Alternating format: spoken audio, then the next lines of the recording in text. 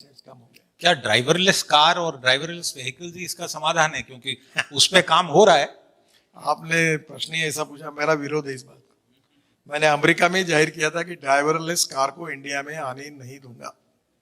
इसका कारण हमारे देश में ड्राइवर के रूप में बहुत बड़ा एम्प्लॉयमेंट मिला है, और अगर आप ड्राइवरलेस कार लाएंगे तो ये लोगों की नौकरियां जाएगी। तो ये हमको हमारे देश में पॉपुलेशन और ऑटोमोबाइल ग्रोथ, इसमें हमारा बड़ा एक्सपर्टाइज है। तो इसलिए अभी ये इसको आप ये ड्राइवरलेस वगैरह बातें बहुत अच्छी होगी, जहाँ कम लोक संख्या वहां चलने दो। यहाँ आएंगे और करीब 70-80 लाख लोगों के एकदम जॉब चले जाएंगे तो नहीं समझ। अगर ड्राइवरलेस कार नहीं आएगी, बट क्या टेस्ला की गाड़ी आएगी इलेक्ट्रिक व्हीकल? टेस्ला को आने में कोई अड़चन नहीं, हम उनका स्वागत करते हैं, पर चाइना में बनाकर यहाँ बेचना और उनको टैक्स कंसेशन चाहिए, ये संभव नहीं है। हमारे देश में आए, मैन्युफैक्चरिंग करे और यहाँ बेचे। We are open for that. एक आखिरी विषय, क्योंकि समय की कमी है, और ये हमने सेफ्टी की बात की, व्यक्तियों की भी, नियमों की भी, बट कहीं ना कहीं इंडस्ट्री पे जिम्मेवारी आती है। मुझे याद है कि जब आपने ही हर सीट पे एयर बैग हो, इसके लिए बहुत बड़ा आपने पूरा अपना पॉलिटिकल कैपिटल लगा दिया इस विषय पे, और ये पॉलिटिकल मुद्दा भी है, पर इंडस्ट्री ने शायद कहीं ना कहीं, पूरी इंडस्ट्री ने आपका साथ नहीं दिया। आपको दुख हुआ क्या इस बात का? नहीं, देखिए, पहले बात तो हमने अब स्टार रेटिंग लाया, फिर 2-3 बड़े कंपनियों ने स्टार रेटिंग के बारे में एडवर्टाइजमेंट शुरू कर दी कि हमको स्टार रेटिंग है।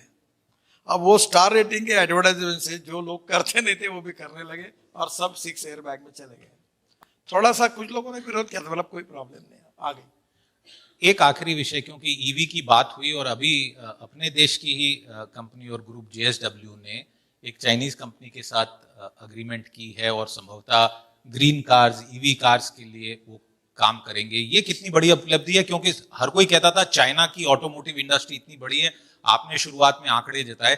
क्या ये एक बहुत बड़ी डेवलपमेंट है कि एक इंडियन कंपनी ने, टाटाज ने बाहर जाके उस समय पे लिया था? देखिए, ये समुद्र है,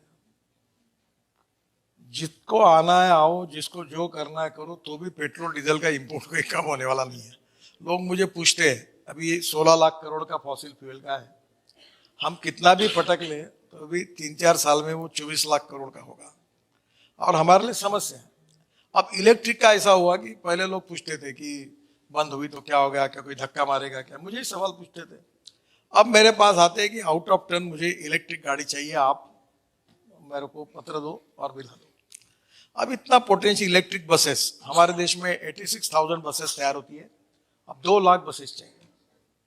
मैं आपको बताता हूँ, इलेक्ट्रिक में जो लिथियम आयन बैटरी है वो $150 पर आवर पर किलोवाट उसका रेट था, अब वो $115 पे आया है। जिस दिन वो $100 पर आएगा, और आने की संभावना है जल्दी ही, तो पेट्रोल और डीजल व्हीकल की और इसकी कीमत सेम होगी। अभी कल वैद्य साहब आए थे, मैंने पेट्रोल मंत्री जी को मेरी गाड़ी में दिया बिठाकर, उनको बोला इसमें जाओ।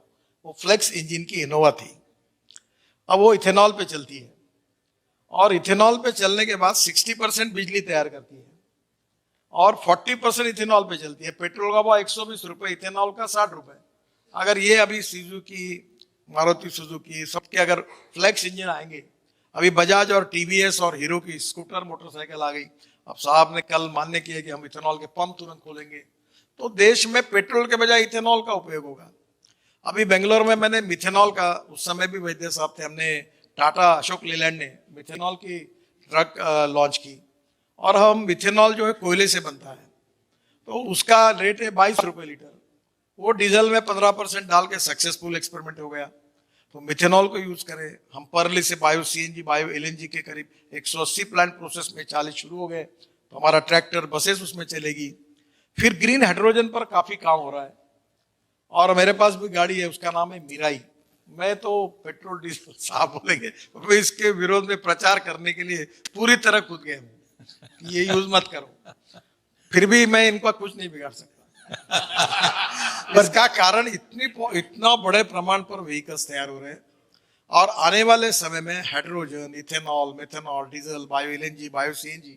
अब मैं इलेक्ट्रिक हाईवे बना रहा हूँ दिल्ली से जयपुर, वो केबल पर बस चलेगी, 100 लोग बैठेंगे, बिजनेस क्लास होगा, इकोनॉमिक क्लास होगा, लैपटॉप लगा होगा, जैसे हवाई जहाज में चाय नाश्ता मिलता है वो भी मिलेगा, और उसका टिकट रेट डीजल और बस की तुलना में 30% कम होगा। वाह। तो वो नेचुरली लोग उपयोग करेंगे। अब हम लोग पब्लिक ट्रांसपोर्ट हवा में चलने वाली डबल डेकर बस बना रहे हैं, काफी ये कर रहे हैं, टेक्नोलॉजी को ला रहे हैं। तो धीरे धीरे पब्लिक ट्रांसपोर्ट और इलेक्ट्रिसिटी ये भी ऑप्शन है। और मुझे लगता है हाइड्रोजन ये फ्यूचरिस्टिक फ्यूल है। जो मैंने विजन की बात की उसमें निश्चित रूप से आईएम ने अभी हाइड्रोजन, ब्लैक हाइड्रोजन कोयले से बनता है, पेट्रोलियम से ब्राउन हाइड्रोजन बनता है, और हमारा म्यूनिसिपल वेस्ट को सेग्रीगेट करके वो कचरे से मीथेन निकालकर उससे अगर हाइड्रोजन बनाने की 2 टेक्नोलॉजी आई है। एक Indian institute, chemical institute Bangalore की है, और डॉक्टर यादव साहब ने मुंबई में, उनने भी तैयार की है। तो मुझे लगता है कि हमारा एक चैलेंज है कि आज हाइड्रोजन की कीमत करीब 300 रुपए किलो आती है, हमको उसको $1 के नीचे लाना है, और ये संभव होगा। तो 1 kilo hydrogen equal to 3 to 4 litre of diesel, तो एकदम कॉस्ट इकोनॉमिक्स आएगा, import substitute, cost effective, pollution free और इंडिजिनियस। तो मुझे लगता है, मुझे तो दिख रहा है बहुत अभी एल्यूमिनियम एयर टेक्नोलॉजी आई, शायद महेंद्र ने ली इनसे, इंडियन ऑयल की बॉटल, बाकी खूब आ रही, केमिस्ट्री बदल रही है, ऑप्शंस आ रहे। और सबसे अच्छी बात, आपके जो यंग टैलेंटेड लड़के ये स्टार्टअप में काम करते हैं, बहुत अच्छा। अभी इलेक्ट्रिक स्कूटर कितने लोगों ने, पहले वही ब्रांड थे, अब कितने लोगों ने इलेक्ट्रिक स्कूटर बनाई, वो होशियार है। ये बजाज, टीवीएस और हीरो ने 125 किलोमीटर के रेंज वाली बैटरी रखी, इन्होंने 60 किलोमीटर वाली रखी, कीमत 30-40 हजार कम कर दी। अब देश में वो ई रिक्शा आ गया, इलेक्ट्रिक ऑटो रिक्शा आ गया, इलेक्ट्रिक स्कूटर आ गई, इलेक्ट्रिक कार्ट आ गया। तो मुझे लगता है कि बहुत ही कम समय में ये ट्रांसफॉर्मेशन हो जाए। आपके ध्यान में ज्यादातर शिपिंग का नहीं आया होगा, पोर्ट्स का नहीं आया होगा। मैं जब पोर्ट का मंत्री था तो आपको ताज्जुब होगा, मेरा बजट था 800 करोड़ का, और मैंने सागरमाला करके एक प्रोजेक्ट शुरू किया था, वो था 16 लाख करोड़ का। कोई गवर्नमेंट से पैसा नहीं लिया, और 16 लाख करोड़ में से करीब 11 लाख करोड़ के काम पूरे हुए, और हमारे पोर्ट की कैपेसिटी 2 गुना 2.5 गुना बढ़ गई, और एक्सपोर्ट हो गई। तो भी पोर्ट पर ट्रैफिक जाम है वहां अभी भी प्रॉब्लम है कि और कैपेसिटी बढ़ाने की हमें की जरूरत है।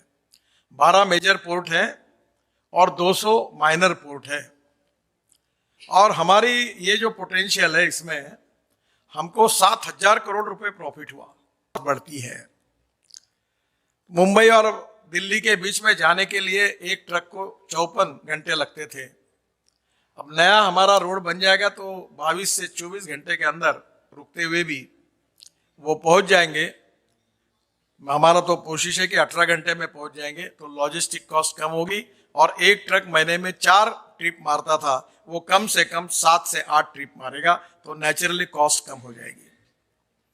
फिर एलएनजी पर ट्रक आया, ब्लू एनर्जी का मैंने चाकंड में लॉन्च किया, 1600 किलोमीटर उसका एवरेज है, एक बार भर दिया गैस तो, और उसकी कॉस्ट डीजल की तुलना में 50% आती है। और इसलिए एलएनजी भी उपयोगी है। जितने अल्टरनेटिव अभी वैद्य साहब बैठे हैं, बहुत अच्छे अच्छे उपक्रमों में ये प्रूव हो गया है कि हमें लॉजिस्टिक कॉस्ट कम करने के लिए फ्यूल कॉस्ट को कम करना होगा, और रोड को अच्छे बनाना होगा। हम लोग 36 एक्सप्रेस हाईवे बना रहे हैं। मैं आपको एक ही उदाहरण बताता हूं कि हिमाचल प्रदेश में आप मनाली में जाएंगे, और मनाली से एक रोहतांग पास है, वहां जाने के लिए 3.5 घंटे लगते थे, अब 8 मिनट में बाहर निकलते हैं, 8 मिनट्स। अब वहां से निकलने के बाद हम लद्दाख और लेह के तरफ आते हैं, तो हम 5 टनल बना रहे, रोड अच्छा बना रहे, काफी काम हुआ है। और लद्दाख लेह के बाद हम आशिया की सबसे बड़ी टनल जोजिला 70% पूरी होगी, वो बना रहे हैं। फिर उसके बाद झेड़मोर टनल है, जो करीब 95% पूरी हुई, जल्दी इसका इनॉग्रेशन होगा। हम श्रीनगर आएंगे, और श्रीनगर से जम्मू जाने के लिए 10 घंटे लगते थे, अब 3-3.5 घंटे में हो जाएगा। हम 18 टनल बना रहे हैं, 17 बन गई।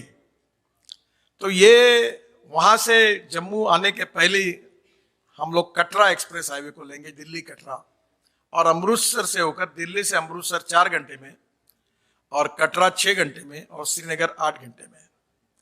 और जैसे दिल्ली आएंगे तो दिल्ली एक्सप्रेस हाईवे को जुड़ेंगे, दिल्ली मुंबई को, तो सूरत तक आएंगे। और सूरत के बाद अगर हम टर्निंग करेंगे नासिक की, और एक नया रोड बना रहे हैं ग्रीन एक्सप्रेस हाईवे, तो नासिक, नासिक से अहमदनगर, अहमदनगर से सोलापुर, सोलापुर से कर्नूल, और कर्नूल से डायरेक्ट त्रिवेंद्रम, कोचीन, चेन्नई, कन्याकुमारी, बेंगलोर, मैंगलोर, पूरे साउथ को कनेक्टिविटी मिल जाएगी। और दिल्ली से चेन्नई का डिस्टेंस 320 किलोमीटर कम हो जाएगा।